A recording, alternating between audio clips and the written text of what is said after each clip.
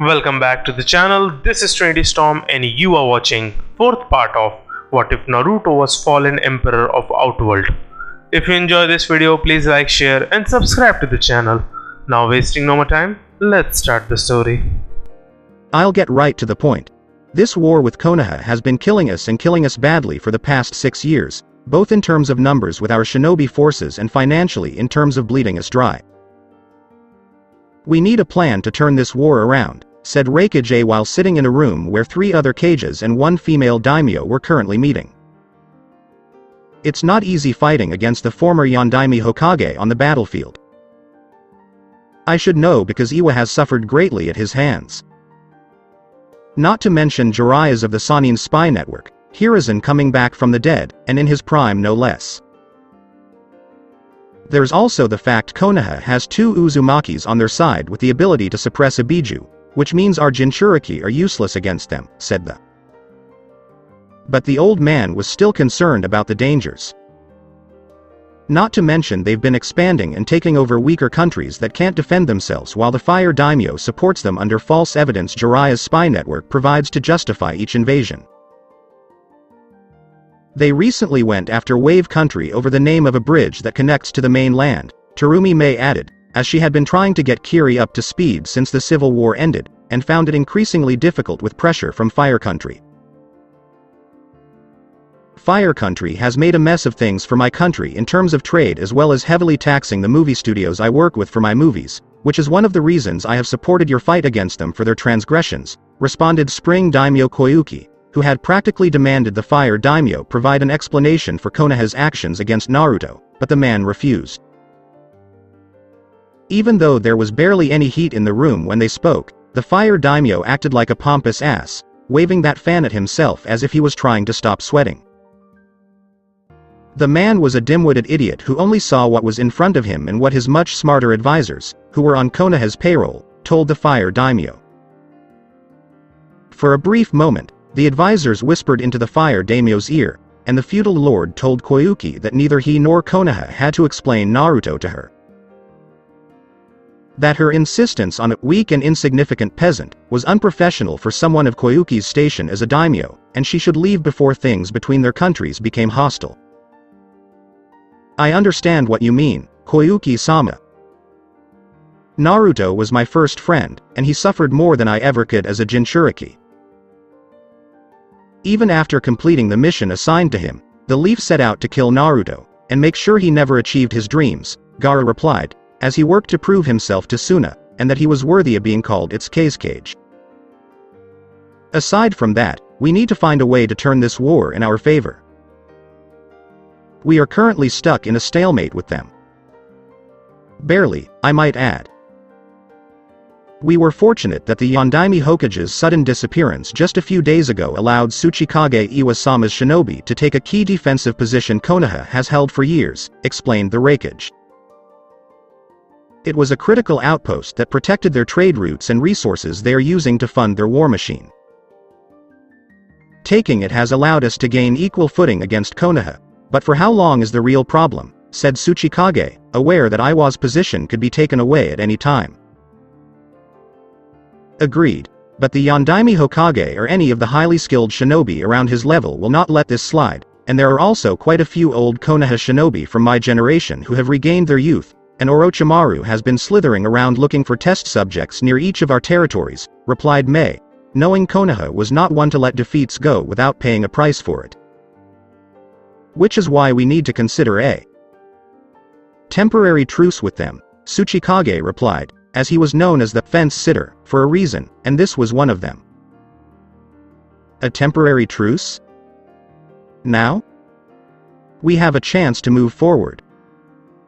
Raged at the Sandaime Tsuchikage.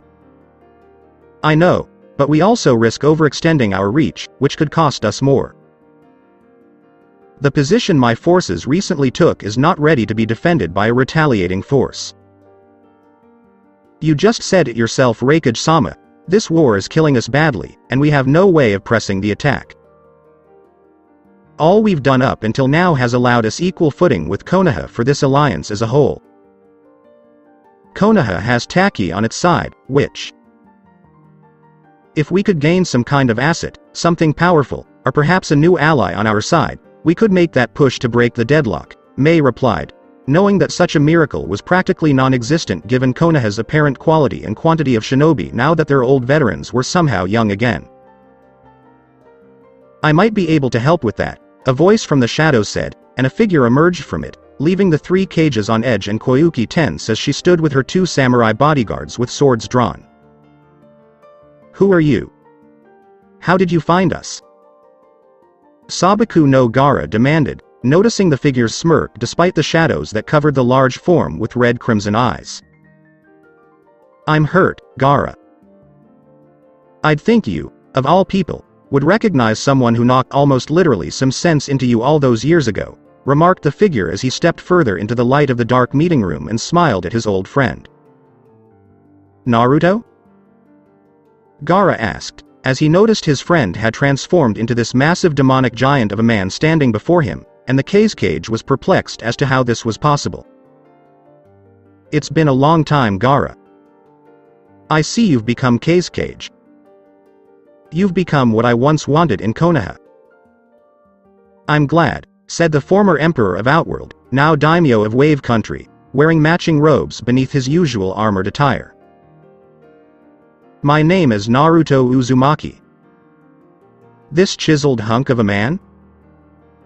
Sure, he has crimson eyes and a demonic aura, but there is a man beneath those robes, Mei thought as she began to have romantic thoughts about this man, and her bodyguard Ao was now sweating from what he was seeing.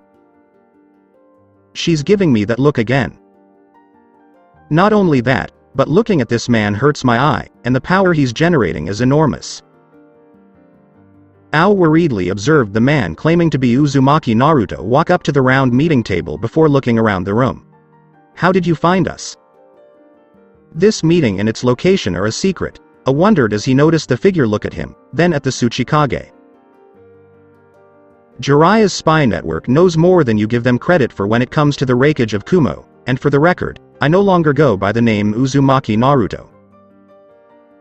It's Shao Kahn now, Shao Kahn said, looking at Koyuki, who walked over to him and stared into his eyes. You've been through a lot since that fateful day when Konoha betrayed your trust and tried to have you executed. I can see it in your eyes, Koyuki said, nodding to Shao Kahn. More than you realize. I have done things that are unbefitting of my status as a hero to you in Spring Country, Shao Kahn replied before being surprised to see her smiling at him and hugging the man with her hands barely reaching around his back. Only Ao noticed the dark aura that was forming around Mei. Status. Unsuitable. Marriage. In spring, Mei thought as Ao pondered how to handle the situation. Mizukage-sama, I don't. Ao said, before Mei cast a quick glance at him. Ao, shut up or I will kill you, Mei said in a sweet sickly tone, warning Ao that if her words were ignored, he would perish. I don't care what you've done since your departure. You are still Naruto-kun to me. You are still the hero of Spring Country to me, Koyuki whispered as Shao Kahn closed his eyes and felt something in him pulse beneath the darkness that had become him as a result of the Dragon King's magic. I thank you for that. It is not easy being who I am and being loved for the events of my past. They tend to contradict and clash within my mind, Shao Kahn replied as he turned to face the wreckage and noticed the man's two Jinchuriki standing beside him. Answer my question. How did you learn about this meeting and its exact location? Jiraiya's spy network is good, but not that good, observed as Shao Kahn nodded in agreement. I was actually on my way to Suna when I came across a large squad of Konoha Anbu ready for a full-fledged battle with one or more powerful people. After my newly recruited and deadly bodyguard and I killed most of them, we interrogated the Anbu captain for information. We eventually learned that Jiraiya had his spy network feed him information about this meeting from one of his sources. From within your own ranks, Reikage-sama, Shao Kahn replied. Impossible. I kept this meeting top secret, changing the location twice. The only people who could have known about the change in Kumo were myself, B, and Yugito. Exclaimed A, smirking at Shao Kahn. You're forgetting the messenger who delivered the messages of the changes to the other cages and Koyuki here, Shao Kahn replied, sputtering at first but stopping when realization dawned on him and gritting his teeth. Why would Wi-Fi want to betray us? He's been loyal to Kumo for years, Yugito wondered, as it was clear only Shao Kahn knew. Your messenger had racked up a few heavy debts when on missions to other countries after completing them, and a few of the gambling dens are secretly owned by Jiraiya of the Sannin under false names, and Jiraiya was squeezing your subordinate for money and promising to cancel the debts racked up in exchange for his cooperation in providing the Leaf with crucial information that could shift the war further in their favor, Shao Kahn replied, with a looking pies. He sold us out to pay his debts? I'll kill him, exclaimed angrily, while Shao Kahn laughed quietly. I already did, and I also killed the Konoha shinobi sent to inform Wi-Fi that his debts had been cleared off, and by cleared off, I mean paid. With his life, Shao Kahn replied, and he calmed down when he heard that. So Konoha finds out about this meeting, kills everyone here in a surprise attack, and then they kill the spy they were pressuring for information. With our deaths, they could crush our villages and countries in the ensuing chaos and covering up their tracks in what they did in one swift decisive action following the next, Tsuchikage said, with Shao Kahn nodding. And thus making Konoha uncontested among the remaining shinobi villages, which would be all the minor ones, and even then their days would be numbered, Shao Kahn replied, knowing that Konoha would eventually target the minor villages as well. It had only been a matter of time. You came to offer your assistance in the war, Gaara deduced from Shao Kahn's nod. Your fight is my fight, Gaara. Your enemy is my enemy. We have all been scorned by Konoha in some way. They act as if the world belongs to them, as if they should rule it. But they are wrong. So very wrong, Shao Kahn replied quietly. While your services aren't unwelcome, we need more than just you. We need to deal a devastating blow to Konoha in order to further enforce their position in the world as weakened, Sandaime Tsuchikage said, laughing. For one thing, with Senju Tsunade's help, the Yondaime Hokage is no longer able to turn back time on the old shinobi of Konoha. I successfully ripped the half of Kyuubi he had sealed inside of him from his body and merged it with myself. His strength and chakra reserves have been significantly diminished, so he's no longer able to fight at such a devastating level. I also killed a large invasion force that was occupying Wave Country. So that's how Minato did it. He used his half of Kyuubi and Tsunade's medical skills in using chakra to reverse the aging process, he said, relieved that his Minato had taken a significant hit. So it is true. I had unconfirmed reports of Wave Country being liberated from Konoha's forces, Gaara said, pleased that Naruto was able to save the people there once more and was rewarded for it by becoming their new leader. This is a good step forward, but Wave Country lacks an army, and it won't be long before Konoha launches another attack on them, Mei observed as she noticed Shao Kahn turn to look at her and felt her cheeks warm slightly at the sight of his muscled body defined behind his clothes. Which is why I'm asking each of you to provide me with a sizable shinobi force to help defend Wave Country from future invasions. Konoha knows that my country has plenty of resources that, under their control, could help provide a major source of income for them to fund their war machine while gaining a key foothold for a potential navy base to build a fleet to invade Water Country, said Shao Kahn, who was surprised by this. And you know this how? Asked A, who saw one part of what Shao Kahn told them as plausible because everyone knew Wave Country, but thought the other part was a little far-fetched. Because that was one of the reasons the invasion force attacked Wave Country in the first place, isn't that right? Anko? Shao Kahn asked as the woman stepped out of the shadows. She's from Konoha, exclaimed Gaara, as sand shot from his gourd toward the woman, crushing her with it. Many of his shinobi had died as a result of the woman's actions. Not to mention she probably hurt Naruto before his execution. To the surprise of everyone in the room, Shao Kahn summoned his wrath hammer and brought it down on the sand, causing dispersal. Anko may have belonged to Konoha at one point, Gaara, but I've recently brought her under my thumb, and under my rule, Shao Kahn said, sternly warning Gaara not to do it again. How can she be trusted? For all we know, this woman will betray you like Konoha did years ago, Koyuki asked, her gaze fixed on Anko, who was currently not looking anyone in the eyes and avoiding theirs. I have my ways. She can't betray me any more than she can kill anyone here unless I give the order. I meant it when I said Mitarashi Anko belongs to me, Shao Kahn replied with a grin and turned to Anko, who flinched under his gaze. You have some kind of slave seal on her, don't you? The accused deduced based on the two's appearance. You are partially correct, Raikage-sama. The seal on her is both a gift and a curse of sorts, Shao Kahn observed, as the cages in the room's eyes widened. You put a curse seal on her like Orochimaru? Gaara asked as Shao Kahn shook his head. No, I replaced Orochimaru's curse seal, or rather half of his curse seal, with my power to make her subservient to me. Unlike Orochimaru's curse seal, this one is active, and will give her an increase in power when required. However, to ensure Anko knows her place, and does not try to betray me in any way. The seal causes Anko a great deal of pain if any attempt is made by her. That is correct, Anko replied hesitantly. Impressive, Sandaime Tsuchikage said, smirking at Shao Kahn. This is the cost of betraying oneself. She was once like me. Hated. Shunned. No one wanted to be around her. Or love her. Then they offered Anko a chance to be loved.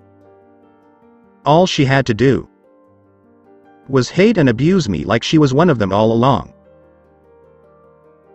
It seems fitting that her life belongs to the one she chose to abandon for greener pastures, while leaving someone else who suffered growing up to die, Shao Kahn observed. I still had a chance at a life. I knew you were as good as dead when they told me the offer. I had to make a choice. I wasn't about to stick my neck out for some scrawny-ass kid who wore mostly orange, acted mostly like a baka, and pretended to be a shinobi. You were dead weight, exclaimed Anko as the others in the room watched the two interact and waited for Shao Kahn to act. He did, however, laugh. You're right. I was all of those things. But you were just as pathetic, if not more, than I was back then, Anko. You were a dango-eating junkie. You loved to hurt people whether they deserved it or not. You walked around looking like a slut with your choice in kunoichi attire and smirked all the while knowing it was true. You loved to dress in such a manner and loved to make men drool. Shut up, Anko yelled angrily, not wanting anyone to heed this, but knowing it wasn't possible, she had to stand there while the others in the room listened. Why? Because it's true? Face it, Anko, I may have been a lost cause as a shinobi by the age of 12, but you were a discarded experiment who had two choices once entering Konoha. Become a loyal shinobi to earn your right to be accepted, or become a cheap whore in the village's red light district where every shinobi could take their frustrations out on you for what Orochimaru had done in the past. Only for the seal to activate, and Anko to collapse in agony. Bastard! Exclaimed Anko, hating the fact that his words hurt and that the seal made it worse. Doesn't the truth hurt, Anko? Shao Kahn asked coldly, unconcerned about how the others perceived his display of power over the woman. He liked seeing this woman on her knees in agony and submission. It was only fair because Anko had mocked him in a similar manner years before during her alone time, questioning him about what happened during his battle with Sasuke. You wouldn't be talking so high and mighty if it weren't for this seal keeping me from kicking your ass, retorted Anko, who had been humiliated one day after another by obeying his every command and feeling intense pain when she refused to obey his orders. As if you had the power to do so in my current state, Shao Kahn said, or did you forget I gave you the chance to fight for your freedom in a fight? A fight which you lost. Anko gritted her teeth again in pain and humiliation at the memory of their fight. Shao Kahn had put up with her verbal squabblings soon after returning to his new home, which was fitting given that it was a magnificent castle worthy of his station as a daimyo. However, the man's patience with her had quickly worn thin before making the woman an offer to fight him for her freedom. If Anko won, he would release her from the seal and allow her to return to Konoha to tell them what she had discovered. What if she lost? She was his bitch for the night in bed once she was fully healed and accepted her new life no matter how he treated her in the future. Of course, Anko agreed. Hitting him with nearly everything in her arsenal and employing every strategy she knew in order to win. In the end, her new master had severely beaten the former special Junin before dragging her form to the bedroom, where he proceeded to heal her injuries with the very seal that bound her to him. He then ripped off whatever clothing she had left and claimed the woman that night in a way Anko had never been taken before. While she mentally despised Shao Kahn for what he had done to her, the body she no longer recognized had embraced him and his lustful actions that night. Anko had never been dominated in that way because she had always considered herself to be in charge of a relationship, and this was thought to be proven with Iruka when they were together. The seal on her body, combined with Shao Kahn's own aggressive means of intimacy, had completely overpowered any rational form of protest the mind could muster. She had been defeated. He had triumphed. She was an example of what happened to shinobi who were restrained by the enemy as spoils of war, as many would put it. It happened to Konoha's enemies in the last 6 years, so why should she be treated differently as Shao Kahn's first trophy? I haven't forgotten, Anko mumbled as the seal on her neck stopped glowing and the pain subsided. No one seemed to notice her cheeks had turned a little red. If anyone noticed, it was unclear whether it was because Anko was embarrassed, angry, or something else. Good. Now stand up and act like a respectful bodyguard for a change, Shao Kahn said before turning to face the rest of the group. You're so commanding. He can force me into submission at any time, Mei reasoned, as she liked what she saw in terms of power, and his commanding tone caused her loins to froth once more. This display of power aside, what exactly are you proposing in terms of assisting us in our war against Konoha? Asked A, as he saw Shao Kahn turn to face him, and the Raikage felt intimidated by the giant man even taller than himself.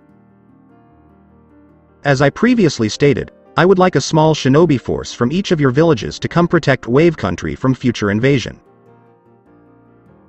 At the same time, I will personally fight Konoha shinobi, and ensure those like my so-called father are crushed beneath my feet until Konoha falls one way or another, offered Shao Kahn, with everyone looking surprised because daimyos never went into battle.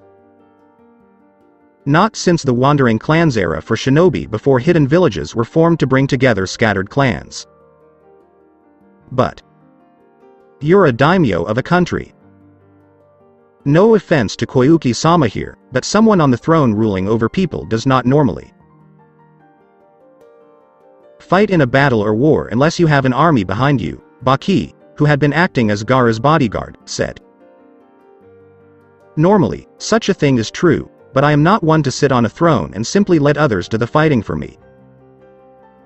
I was a warrior first and foremost when I became what I am, and I shall continue to be one here and now, Shao Kahn said as he noticed Baki nodding and decided to keep his mouth shut.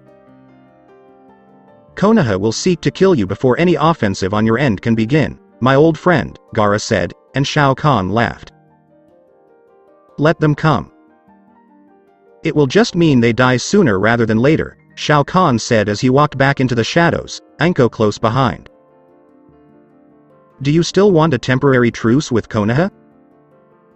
Mei asked the Tsuchikage, who looked like someone had lit a fire under his $1 and looked 10 years younger. After what I just learned and saw at the hands of our newest ally. Not a chance. Let's bury Konoha deep into the ground where they belong, Sandame Tsuchikage replied, as the others smirked at him. Akatsuki headquarters. Is this correct? Uzumaki Naruto has returned? Pain inquired as the Akatsuki was assembled. Yes. Konoha is in uproar. They aren't even trying to hide it, despite knowing what it will do in rallying their enemies who see the Kyuubi Jinchuriki as a hero. Apparently, the boy has become a full-fledged demonic warrior, and took down the invading force in Wave Country. All by himself, I might add, Itachi replied, silence echoing in the room for a few seconds. I see. So the Kyuubi Jinchuriki has gotten stronger since his escape from Konoha. They sent a hefty force to Wave Country that would give one of us trouble if fighting alone. I see.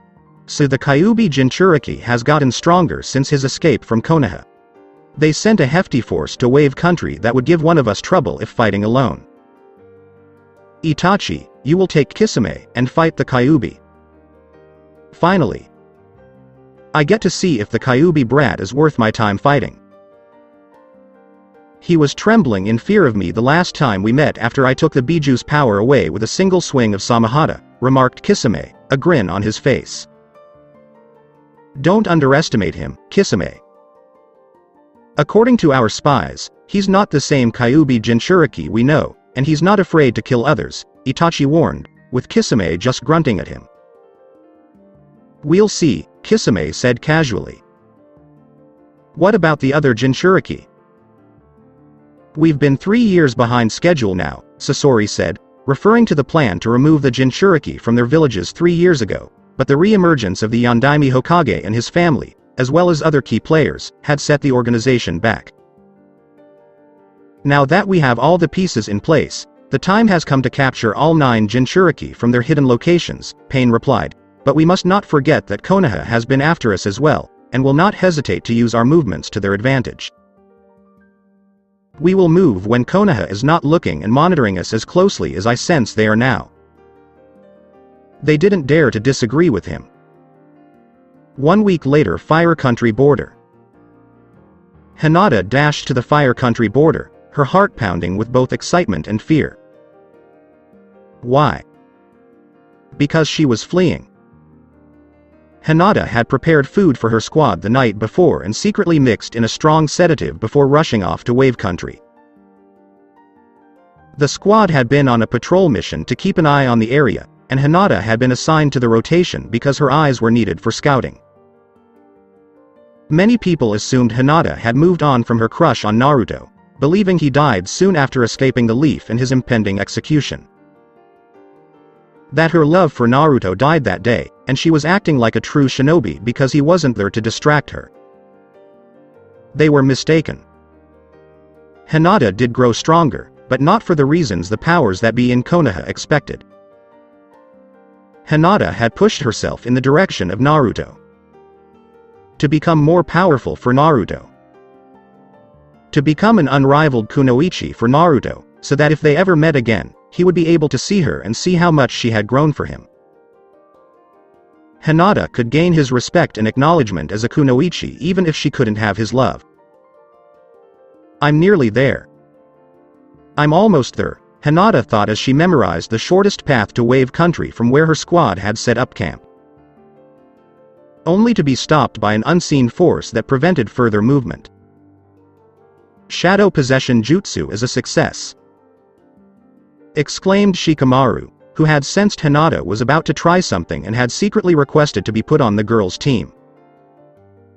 He, like Hinata, knew the quickest route to Wave Country was where the patrol was sent, and the girl was a master of all things medicinal. Hinata could easily prepare some sort of powdery sedative, pass it off as food spice, and wait for the team to eat before falling asleep for hours. By the time the team awoke, she'd be long gone, in Naruto's arms, and the Hokage would have been furious. Shikamaru ate ration bars and secretly dumped his food on the ground behind him while the rest of the group ate. A risk, to be sure, but necessary to test his suspicions that Hinata would abandon Konoha to be with Naruto and flee to Wave Country at the first opportunity. "So you figured it out, Shikamaru," Hinata murmured as she was forced to turn around and walk toward the Nara, facing Shikamaru. "It wasn't difficult to figure out where your loyalties lie, Hinata, even if trapping you with my shadow possession jutsu was difficult," Shikamaru remarked as Hinata glared at him. "You will not stop me from leaving," Hinata declared, as Shikamaru frowned at her. "You would betray Konoha for Naruto? Your home for him?" Shikamaru asked, Hinata's scowl growing. "In a heartbeat. If you were truly as smart as everyone claims, the reason for my actions should be clear," Hinata said, sighing. "I understand you, troublesome woman. I understood your reason before the mission even began. You're in love with the baka," Shikamaru replied before discovering Hinata fighting his jutsu. "He's not a baka. Don't call him that," Hinata retorted angrily. "Alright, say he's not a baka.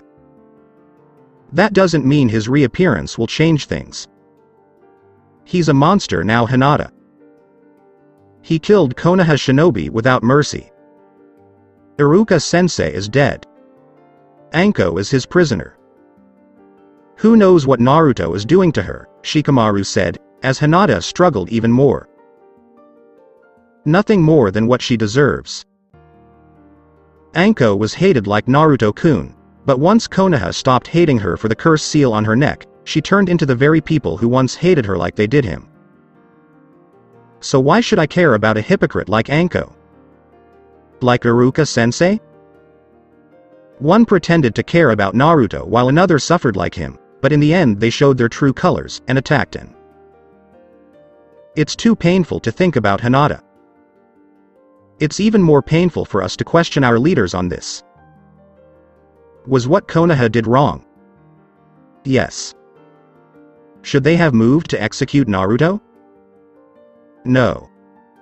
But that's life.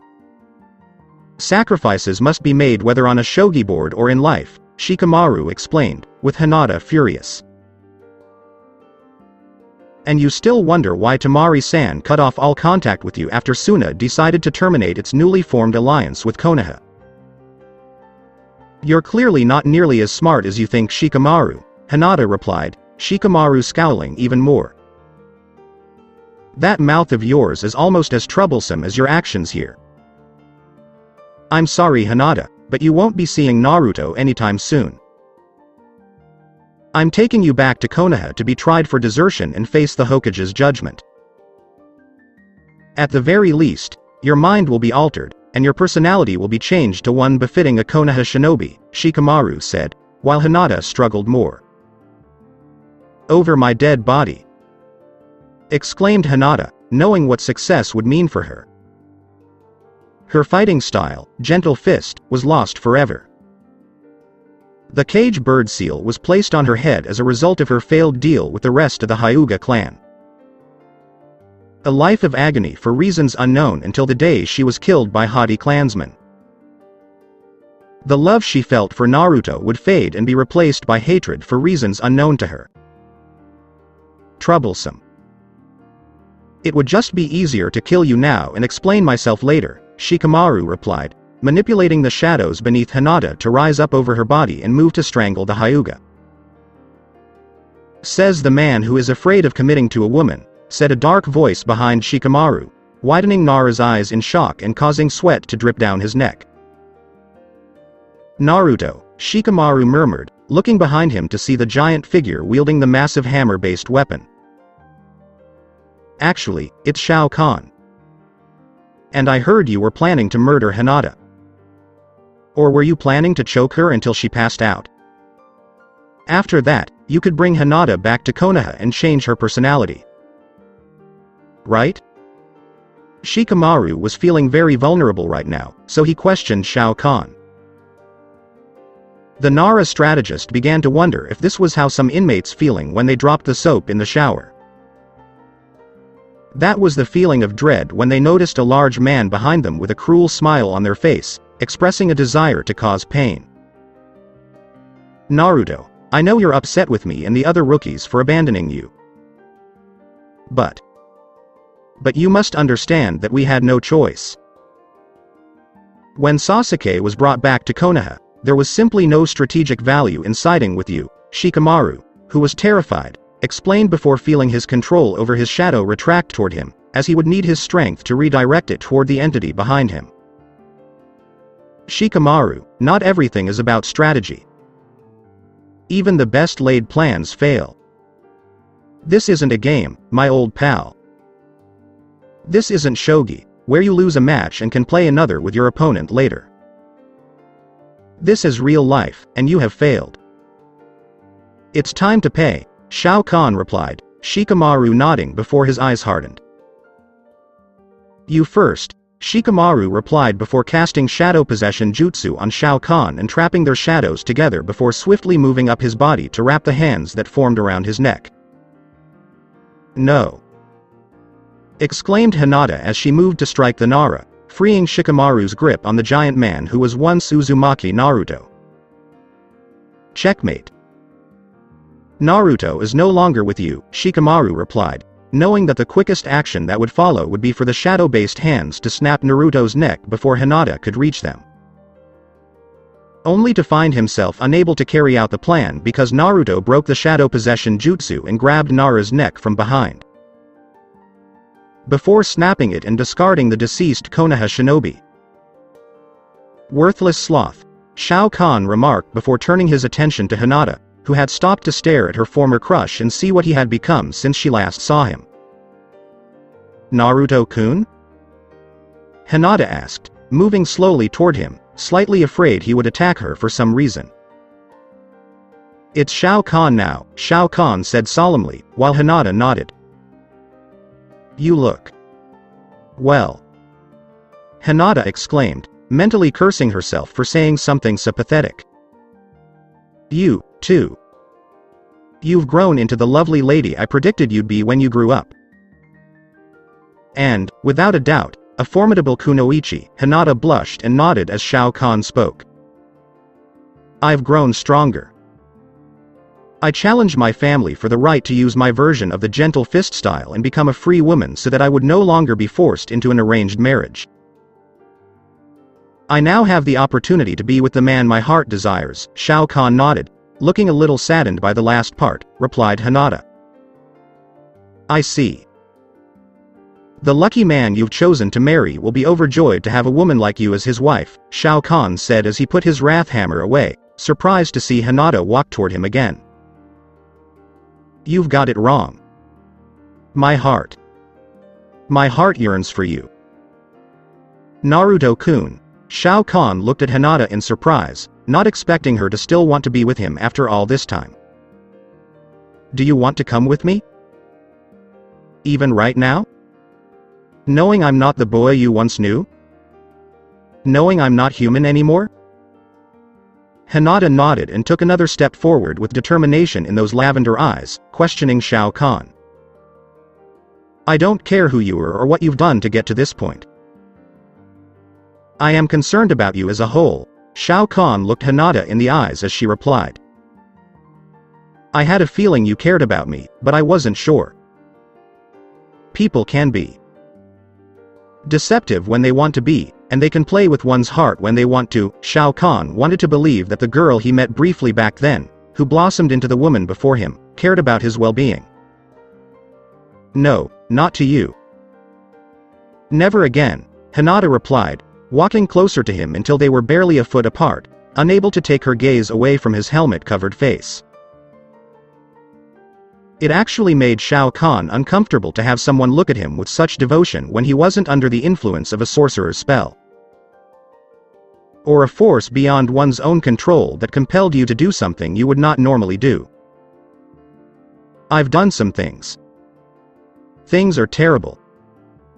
Things that would make you sick. Betray your perception of me, Hinata refused to back down, said Shao Kahn. I know. I'm not a gullible young lady.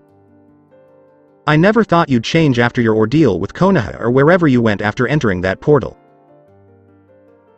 If I had been in your position after escaping your execution, I would have changed as well, Hinata replied, not believing the boy she had a crush on and later fell in love with had remained a naive person believing he could overcome anything through sheer willpower alone. There is no turning back once you come with me, Shao Kahn reminded her. I knew there was no turning back when I sedated my squad to flee and began my run toward Wave Country, Hinata responded, Shao Kahn nodding. Then let us go.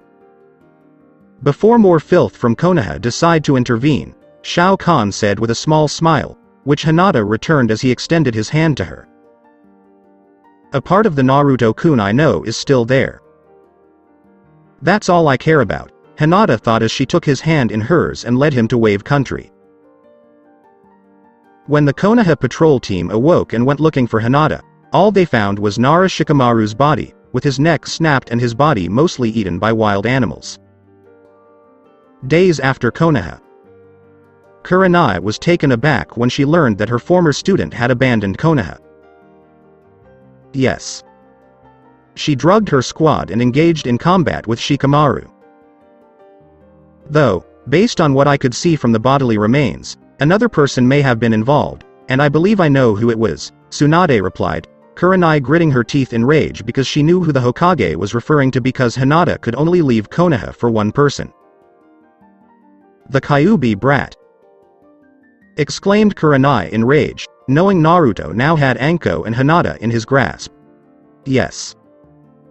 I'm not sure how he found out, but Naruto tracked down Hinata and took her to Wave Country after she eluded the patrol squad. Shikamaru came to me believing Hinata would flee to Wave Country, but I was skeptical of his prediction and refused to take the risk of him being correct. So I assigned him to the team to monitor Hinata's movements if she attempted to flee, Kurenai gritted her teeth as Tsunade explained. May I join the retrieval team to bring Hinata back? Kurenai asked, with Tsunade shaking her head no. Denied.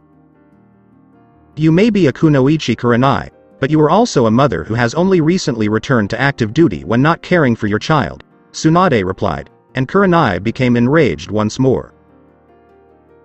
But he now had Hinata. Not to mention the fact that Anko is his prisoner.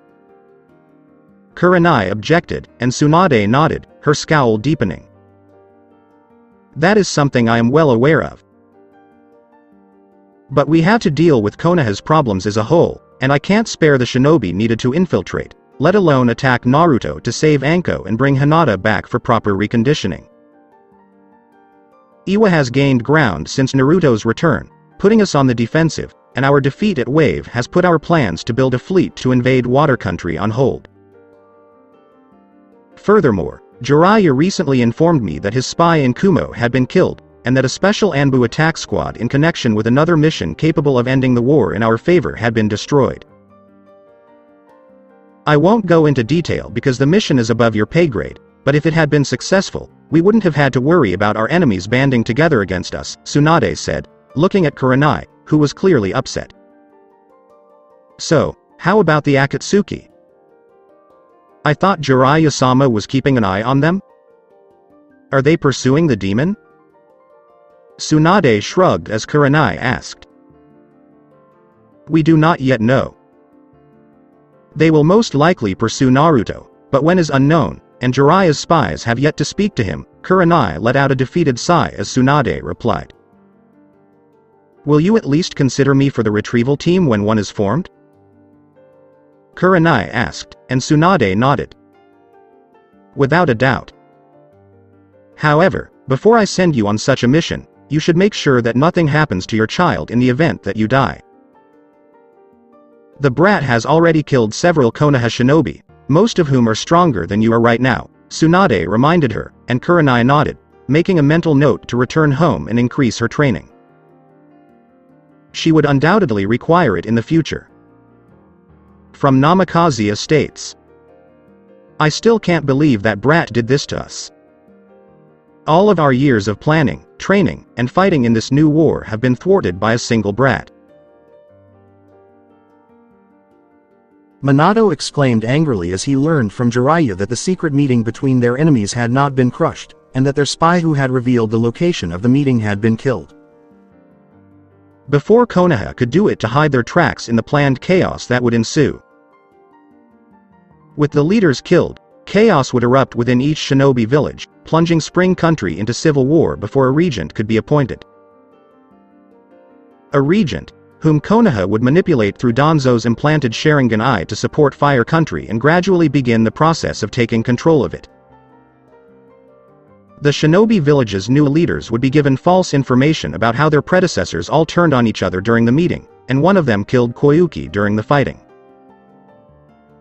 Taking advantage of the chaos and unrest, Konoha would swoop in, destroy the 4 divided shinobi villages, take Spring Country, and use their overwhelming power to bring all the minor villages under their control.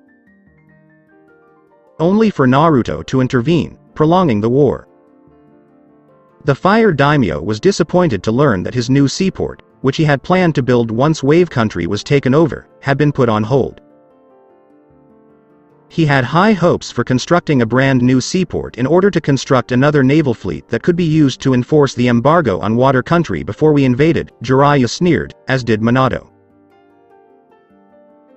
And with that plan scrapped for the time being, the materials purchased to build the seaport once Wave Country was taken over are now wasting away in storage, putting a financial hole in Fire Country's treasury, Minato observed, knowing that the Fire Daimyo had purchased a lot of materials and expected to be more than compensated once Wave Country was taken over. "We need to kill Naruto before he causes any more harm," Kushina said as she passed Naruto outside training. "Who will be in charge of the mission? You? Me? Kakashi? Jiraiya?" Minato was questioned because whoever led this mission had to be the most qualified. "We should start by weakening him with the Akatsuki organization. I can have my spy within the group infiltrate them with false information and direct their attention to Naruto." Jiraiya had already been informed by Itachi that the organization was going to investigate the demon's abilities and, if possible, capture him. "We should also look into using seals to lock him away or control him," Kushina replied, knowing there had to be a way to stop Naruto in that way. They only needed to figure out how. Country of the Waves. Hinata was strolling around Naruto's, or rather Shao Kahn's, new castle, which had been lovingly repaired by the people of Wave Country. She wasn't used to calling him that name or the fact that he was now the daimyo of an entire country. Koyuki herself was expected to arrive by airship tomorrow to form an alliance between the two countries for a more prosperous future. There were even rumors of a marriage proposal if things went well during the negotiations. Hinata was disappointed, but the woman knew that given the circumstances, his status as a daimyo would open this door for him. A man, which he clearly was based on his muscle mass, who was now in a position of enormous power and had the undisputed right to have as many women as he wanted. It didn't matter if it was romantic or just sexual in nature, because Shao Kahn was now a man of high status who was above reproach. That means I'll have to share, Hinata thought knowingly before stopping to see Anko walking around the corner and stopping at seeing her. "Hinata," Anko said stiffly, and Hinata nodded. "Anko," Hinata responded, remaining stiff with her. The two women stood silently watching each other, both aware of their roles in Naruto's new life as Shao Kahn, daimyo of Wave Country, and neither liked the other's presence. One woman had betrayed Naruto as a child, while the other had cared for him even after transforming into the being known as Shao Kahn. One woman was a slave and at times a pleasure toy for his amusement, while the other was an official guest in his castle with the option of becoming more than a guest also available. "I see you're not with the master. I thought you'd be spreading your legs for him by now," Anko remarked, knowing Hinata's desires and how the Hyuga would do anything the new wave daimyo asked. But Hinata had one issue. She was still a little shy and worried about making the man happy in bed. While Hyuga woman was now an adult, she was still new to the idea of sexually pleasing a man, and considering this was her former crush turned demonic love interest. It was a big step forward. Anko, you'd know about spreading your legs. We both know you did it before and after meeting Iruka because the man couldn't get you off because of his... well, everything. It seems only natural that your brand new role in serving the new wave daimyo involves duties you are quite familiar with. Though I hope you don't infect our lord with some foul disease you picked up from one of your many previous partners, which not even his own powers can cure, Hinata retorted without hesitation, and Anko gritted her teeth at her. At the very least, I have the experience and talent to please a man like him. Unlike you, who is simply too afraid to approach him and offer your body as payment for living here, Hinata's body straightened as Anko countered. Again, screwing a man for the sake of having a place to stay is more your style. I'm sure many men in Konoha would agree that you've relished that aspect of the give-and-take relationship in such a setting, Hinata remarked, Anko poised to shoot venom from her mouth. Don't be all haughty with me, Hyuga. To survive here, I've had to do what I did with him in his bed. People wanted my $1 killed. If I have to be his fuck toy in order to avoid a mob lynching in this country, so be it, Hinata smirked as Anko replied. And keep in mind that Anko's happiness is the only thing that matters. It's also the only thing keeping you alive and not considered expendable in his eyes. If you try anything, regardless of the seal on your neck designed to prevent such an act, I'll make sure it's the least of your problems. Hinata was threatened before walking away from Anko, and the former Konoha shinobi had to resist the urge to lash out at the Hyuga. Bitch. Anko exclaimed as she walked away to train some more and, at the very least, keep her skills sharp, because the daimyo she was now protecting would not tolerate a weak bodyguard. Bedchambers of Wave Daimyo. Shao Kahn was lying in his king-sized bed. Tsunami was lying on top of him, and they were both naked, sweaty, and feeling pretty good right now. Tsunami and Shao Kahn were both feeling good right now, but the woman was sore and tired from what they had just spent many hours doing. Nonetheless, she was content. Tsunami was surprised to find herself in this situation because she hadn't expected her time in Shao Kahn's castle to lead to them going to his bedroom, where he used his power to turn back time to make her look younger. Before becoming pregnant with Inari, she was probably in her late teens or early 20s. After that, he walked away from her with uncertainty in his eyes, and the man warned the woman that his face behind this mask was not the one she knew before sitting in a large customized chair commissioned to hold his massive build.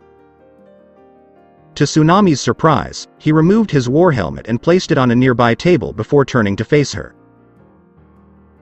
As expected, she gasped at the sight of him, as his spiky blonde hair was gone, completely bald with not a single strand on his head, and his blue eyes were red, though the woman didn't know that because it wasn't exactly hidden by the helmet. What she did see in place of his hair were protruding spikes coming out of his head. Tsunami realized he was waiting for her reaction, and if she was going to flee the room in terror when she saw his face behind the helmet. Instead, she approached him, even though he seemed to tower over her, and gently touched his face. Tsunami didn't know why she felt compelled to caress the mask's face, but she could tell the man behind the mask enjoyed her touch. Clearly, no one, at least no woman, had ever shown him such affection, and she moved in with her other hand to reciprocate. She was soon sitting on his lap, her lips on his own. The kiss was slow at first, but it quickly picked up speed, and Tsunami felt the clothing she was wearing being discarded before Shao Kahn picked her up and the two landed on the bed. The rest, as they say, is history. Wow! Exclaimed Tsunami, who had no idea this would happen or feel so good. She couldn't even remember the last time she had sex because it had been so long that memory no longer mattered.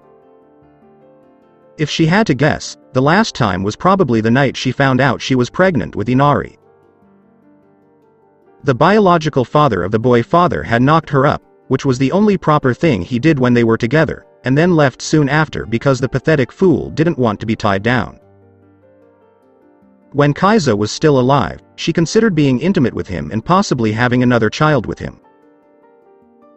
But Gato and his henchmen ruined that for her by murdering the righteous man. Tsunami had basically been acting like a nun the entire time, with no sex or toys, and had kept everything bottled up until now. Indeed. I take it you were holding that in for quite some time, remarked Shao Kahn with Tsunami blushing, and yet she nodded. For many years. There are no toys. I tried every trick in the book to distract myself from it because I was terrified of getting pregnant again after Inari was born. Taking care of Inari was also beneficial. After everything that happened with Gato's arrival, Kaizo's death, and pretty much everything else concerning Wave's recovery kept me busy, Shao Kahn chuckled as he responded to Tsunami.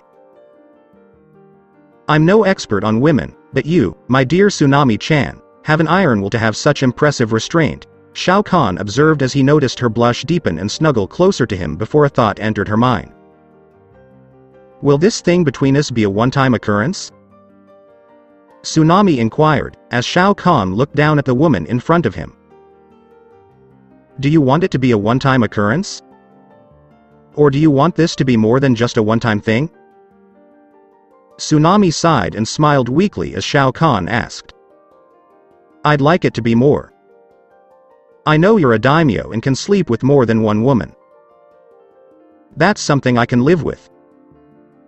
I can also accept that this relationship is more likely to be about satiating lust than embracing love. But it's been a long time since I've felt anything for anyone in any capacity, and if I only have this one chance. I want to feel things with you, Tsunami replied, Shao Kahn sighing and holding her close. This relationship will be founded on lust. At least for the time being. I'm not sure what the future holds for me or what I'll do as daimyo of these lands, but I'm going to try to make what we've become more than just sexual between us. Not only that, but I believe Inari regards me as a father rather than a big brother these days. For a change, I wouldn't mind attempting to be a responsible parent. Tsunami moved up and caressed Shao Kahn's face once more, said Shao Kahn. What do you mean? Tsunami asked before explaining, reluctantly, what had happened in Outworld after claiming Adenia and taking Sindel as his queen and adopting Princess Katana as his own. Only to be replaced by Melina many years later due to Katana's betrayal after learning the truth. Tsunami paid close attention to the story. Focusing on everything he said, looking for lies but finding none, and seeing the facts provided by Shao Kahn. Adenia competed in this Mortal Kombat tournament and was defeated 10 times in a row. Shao Kahn then invaded and assimilated the realm, as was his right under the Elder God's rules for winning all 10 tournaments. Despite this, Adenia's army of warriors, led by its king and queen, resisted the invasion and were ultimately defeated, though Katana was too young to realize this until much later. How Shao Kahn assassinated Adenia's king before marrying Queen Sindel, only for the woman to commit suicide later, leaving her daughter Katana to be raised as his loyal daughter, bodyguard. As you can see, I am not the hero you once knew, Shao Kahn said at the end of his story. Did you treat Sindel like a queen when you were with her? Tsunami asked, with Shao Kahn nodding. Yes.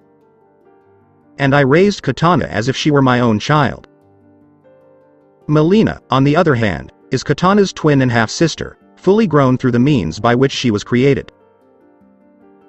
We never had the opportunity to truly bond as father and daughter, Tsunami nodded in response to Shao Kahn's question. While I do not agree with what you did, I am glad you treated Sindel with respect and raised Katana as your own despite what happened in the end. You must have cared about Sindel and Katana, or you would have killed them both without hesitation. There was some good behind all the evil you did, and I want to help bring that part of you out. The part of you that is still Uzumaki Naruto, doing what he believes is right and defending others from injustice, Tsunami replied as she kissed him and nestled her hand against his chest. You'll have a lot of work ahead of you, Tsunami-chan, Shao Kahn replied as Tsunami smiled up at him.